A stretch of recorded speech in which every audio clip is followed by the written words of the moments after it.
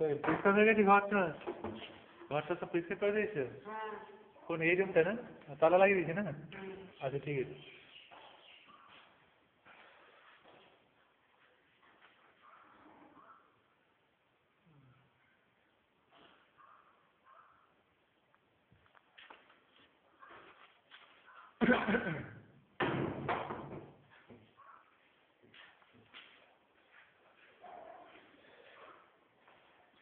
বলছি যে এই হসপিটাল বিল্ডিং এ, হ্যাঁ, আরো তো টোটাল 10 জন অফিস স্টাফ না?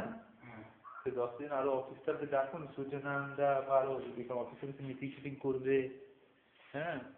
তারপরে নানা রকম ব্যাপারে আলোচনার দরকার আছে না, ফান্ডের ব্যাপারে আলোচনা দরকার। আমরা কেন বারবার অন্য সাব ডিভিশনের উপর যাবো, নির্ভরশীল হবো? আমাদেরকে তো এই সাব ডিভিশনের উপর নির্ভরশীল হতে হবে না। এইখানে বিল্ডিং এত বড় ইনডোর হবে, এখানেই ফান্ড হবে। একটা ফান্ড খুলুন ব্যাংকে বলে, এমপিএসসির নামে, হ্যাঁ।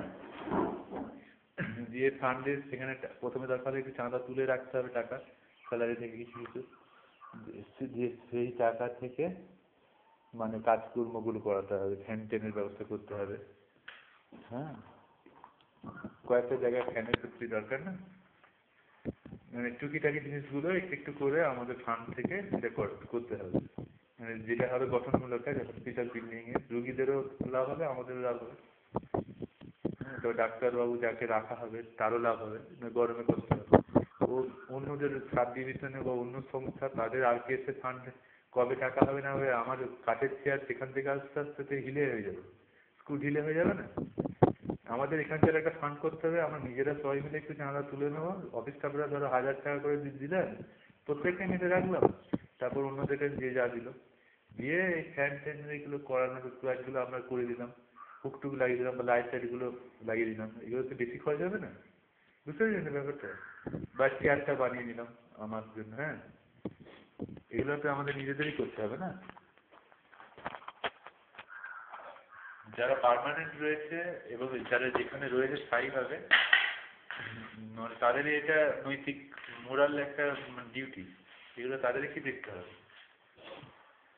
কেউ করে দিয়ে আসবে না। ধরুন জঞ্জালি চলে একটা হেলথ সেন্টার রয়েছে, আমাদের এখানকার অফিস সেখানে যাবে না যে সব কিছু করে দিয়ে আসবে, কেননা তাদেরকে নিজেকে করে নিতে হবে, তারা অ্যাডাল্ট, তাই না? তাদের নিজেকে করে নিতে হবে, নিজেকে ফান্ড বানাতে হবে, নিজেদেরকে করতে হবে। যেখানে বিল্ডিং সেখানেই অফিস থাকবে। আমরা এখান থেকে খবরদারি করবো না, এখান থেকে অত হেল্প করতে পারবো না, অসম্ভব ব্যাপার। রতুয়া যেমন তাদের এত বড় সংস্থা, তাদেরকে নিজেদের কাজ করবে না, ও অন্যদের হেল্প করবে, বুঝতে পেরেছেন ব্যাপারটা? সরকারি টোলা হোক, সম্বলপুর হোক, যে যার নিজের অফিস থাকবে, যে যার নিজের বুঝে নেবে। আমরা এখান থেকে দেখতেও যেতে পারবো না কে ডিউটি করছে না করছে, কে কোনদিন এলো না এলো, সেটা সেখানকার অফিস স্টাফে বলে দেবে, বুঝবে যে কে আসছে না আসছে, যারা স্থায়ীভাবে রয়েছে।